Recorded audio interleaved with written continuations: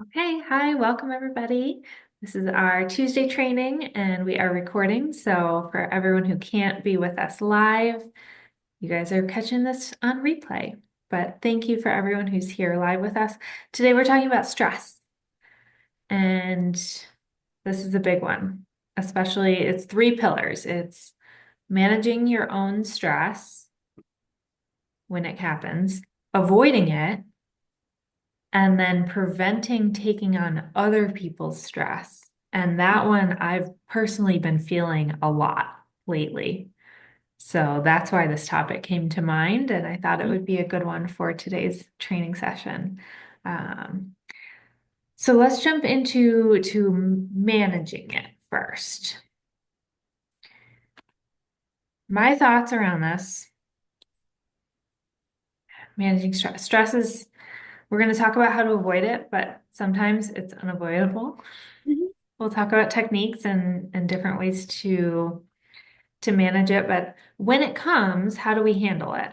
And how do we not let it completely derail our day or our night? How many times have you stayed up late not being able to sleep because of stress?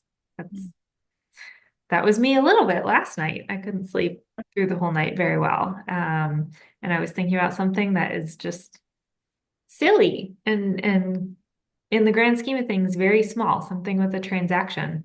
And it's Mhm. like, no, there's a solution. So I think the best way to manage it is to either talk yourself off the ledge, meaning bring yourself back, bird's eye view. Mhm. How is this really impactful in the grand scheme of things? In the whole world, in your whole life, is this thing that we're stressing about really worth all of that adrenaline and emotion? Like, is it worth it to focus on that? Or is it so small in the grand scheme of things? It feels big, but really it's small. And sometimes it's hard, it's very hard to talk ourselves off the ledge. That's why it's helpful to have somebody else you can go to, a friend, an accountability partner, someone in your office. I love seeing people utilize our Facebook community for this, where people pop in and ask questions and feel free to be anonymous. I always approve anonymous posts as long as they're relevant. And you could just say, hey, I'm really struggling with this. I'm freaking out about this. I'm stressing about this. And we'll all jump in and give you that support. So that's a tool as well. But I'd love to hear from a few. We have a few more people jump on us with us live here. How does everyone else manage their stress? What are some tips and techniques that you all use? So feel free to pop off of mute and share. Hey, I got my idea because I ran into this situation a few weeks ago, with the transaction completely falling apart. I Mhm. got sent a termination letter, from the buyer's agent at 11 o'clock at night, just as I was prepping my alarm to go to bed. I was fuming. Um, Still salty about it now. But I remember that I went out and I was trying to figure out a solution to this, where I even called the buyer's agent. Because in my mind, it's like if you can send me this at 11 o'clock at night, no warning, then you're getting a phone call. I remember after it sort of died down, I remember praying about it with my work partner, Stephanie, and then tried going to bed. And the next morning, I kind of felt okay. Um, as I was talking it more, I even talked to my parents from up north, and they're like, this buyer is not worth this trouble. My mom even told me that she honestly believes that this buyer put bids on not just my house, but another house because Okay. my seller was willing to do the repairs. Yeah. So I was definitely out of shock. So after talking about it for a bit, we put the house back on the market, and then I was able to get it under contract in 3 days again, Nice. for more than the first time, and I was really stressed out over nothing because honestly it was their loss. But yeah, you're not wrong when you say stress can really mess it up. I think for me is I used my faith, and I think praying kind of helped my mind, and like taking a step back. Yeah, Yes. absolutely. Thank you for sharing that. That's not an easy thing to go through, especially when it's just so out of the blue like that. That's a good example too, because a lot of times we talk about how to create your calendar and manage your energy and all this stuff. And that sounds great in theory, and it's good to plan for it. But then something like this happens that just derails everything. So I like these techniques of managing those out of the blue stressors that just come at you, and you're like, crap, what do I do now? For you, prayer works well. If other people are faith-based, that is a great option that can provide a lot of comfort. Talking to other people, that's huge. Talking to trusted advisors, even parents, business partners, that's huge. Um, Another way to manage stress that comes to mind is like physical movement, exercise, or even just a walk, like a calm walk. That can be a huge stress reliever for people. Um, Patty says in the chat, affirmations. Yes, absolutely, affirmations. And Sabrina, you also mentioned something that leads us into our second subtopic here, which is avoiding stress. Getting rid of certain clients or just letting things go, that's a great way to avoid stress. That's huge. And I know this is a little bit different because it was your listing and this was a buyer that was coming to you. Great job getting it back under contract too. That's awesome. That means you're priced right. Um, but a lot of times, I mean, I've fired buyers before in a kind way if it's not a good fit and if it's too stressful That and is so relieving to fire people. Like, I never thought how relieving it was until I fired my first client. Like, when I first started to real estate, because he wanted to use me again. And this guy was making me question my career choice. yeah. Firing people is so relieving. I don't know why. Well, because not everyone is a good fit for everyone. There are a million of us, literally a million real estate agents in this country. We're not all the right fit for every single client. That's okay. So being confident enough and secure enough and having enough business to be able to pass along a client to somebody else who might be a better fit for them. That's the nicer way to say firing them. And maybe collect a referral fee along the way. That's actually doing them a service because they're going to find an agent who's a better fit. So that's amazing. Good for you. That's a huge way to avoid stress altogether is just if something's not aligned at any point, even at the beginning, even if this also comes back to not taking listings, if the sellers are not realistic and not motivated. I see so many agents waste not only energy and time and money, but also stress themselves out over these listings that are sitting. And it's like, oh, maybe it's probably price. Maybe it's a lack of knowledge on their part, but maybe it's just you shouldn't have taken that listing. Maybe this house shouldn't even be on the market at all right now. If the seller is like, oh, we'll just try this price and see what happens, and if it doesn't sell, who cares? Eh, it's rare that that's worth it. Right, awesome. So what That's other ways do we avoid stress or manage it? Any other thoughts?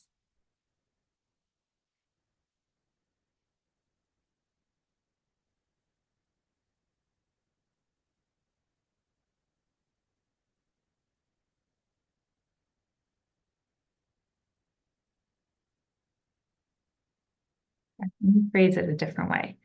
Are there activities that you're doing in your business that are incredibly stressful and not bringing you the results that you want to see?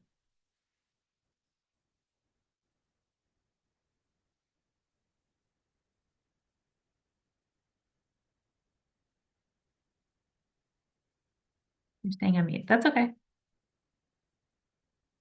Yeah, you guys feel free to come off mute if you want, or just be in the chat and add your contribution and questions that way.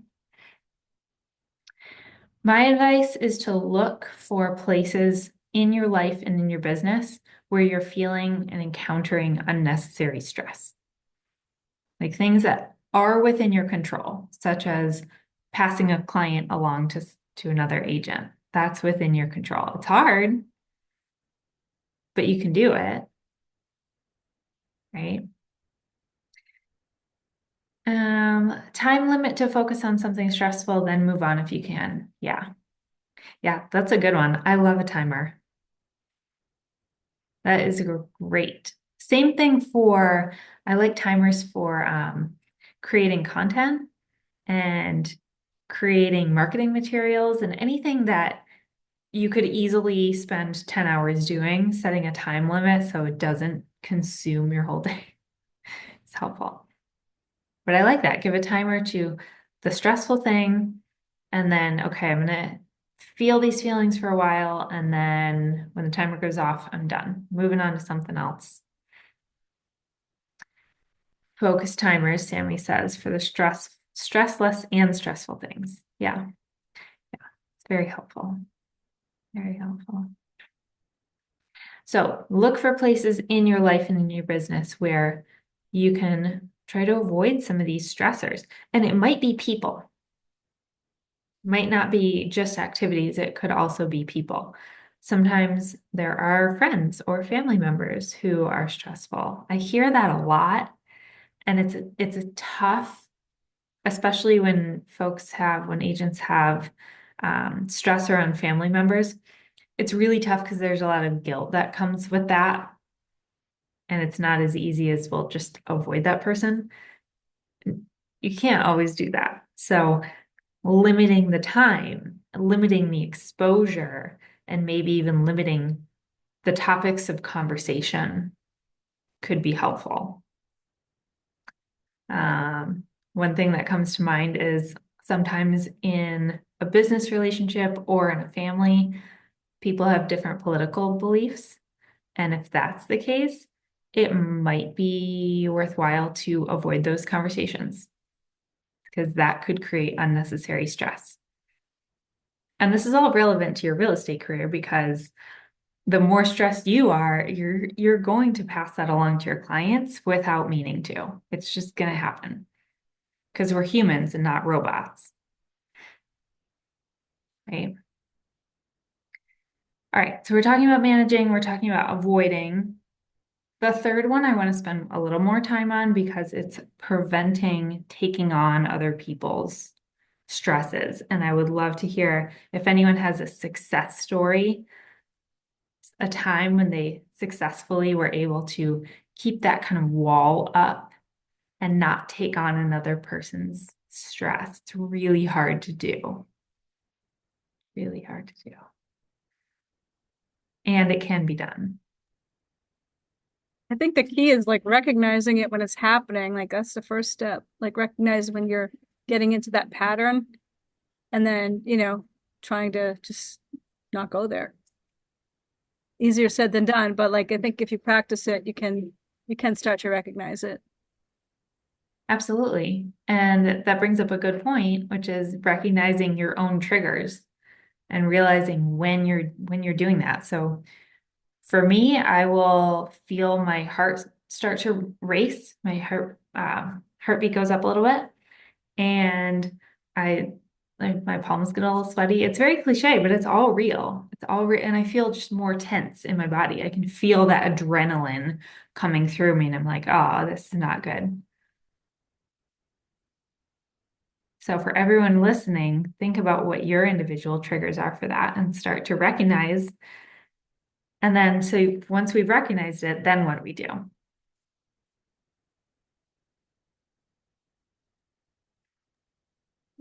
Redirect if you can. Redirect. Acknowledge something maybe that's happening and then just to be supportive, but then sort of try to redirect redirect away. Yeah, absolutely. I would say either find a distraction, something to get your mind off it entirely, and think about something completely different for a while and then come back to it later, or face it head on. And if you're able to do journal entry in a physical paper journal or even a voice journal, a voice note. Maybe you're driving, pop out the voice note and just talk it out to yourself. And practicing talking yourself down is a really great strategy. But the first step is always recognition and just saying, okay, this is what's happening. Now what? Now how do I get out of it? It's going to affect you a little bit, of course, because again, we're humans. But how do we stop it from completely derailing us for the day? And I think the key is really just knowing that this is something that's happening. And yes, it might affect me, but there's a solution. So finding what are the solutions? What's the worst case scenario? These are the questions I would ask myself. What are the possible solutions to this problem? How much of this is within my control? And what's the absolute worst case scenario? Yeah, Patty.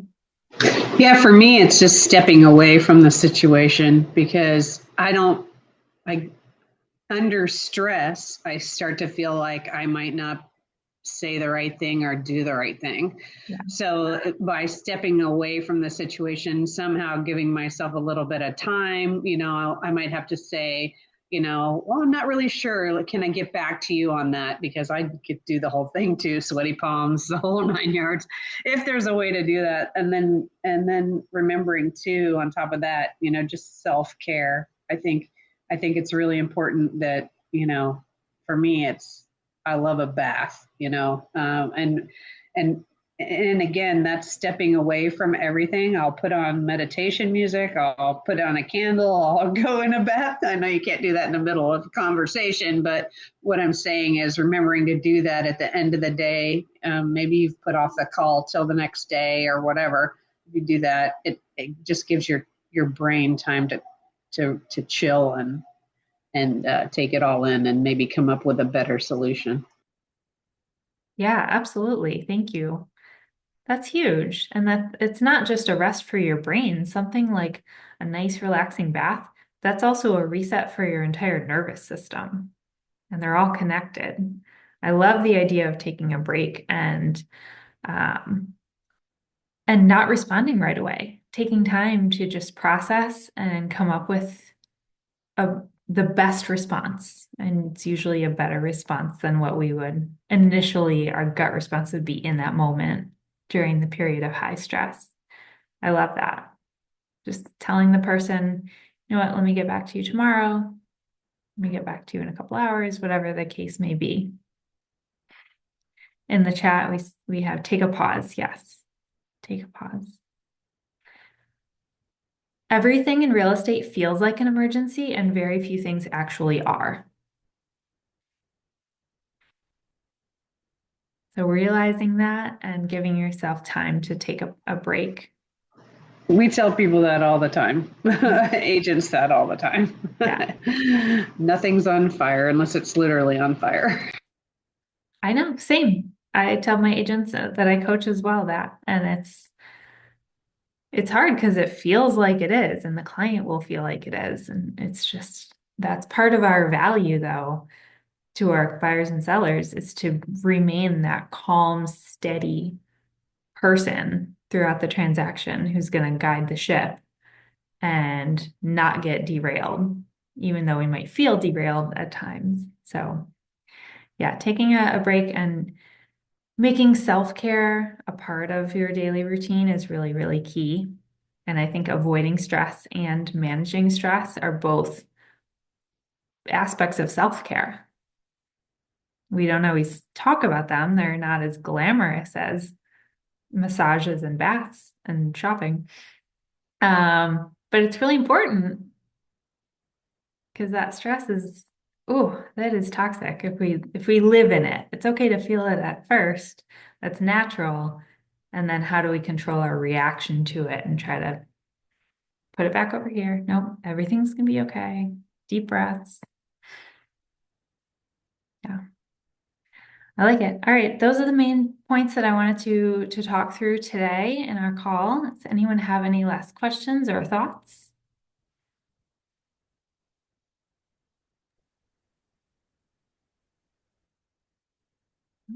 All right, cool. Well, thank you for being here, and I will see you all next week. Same time, same Zoom link. Thank you. All right, thank you. Have a good one.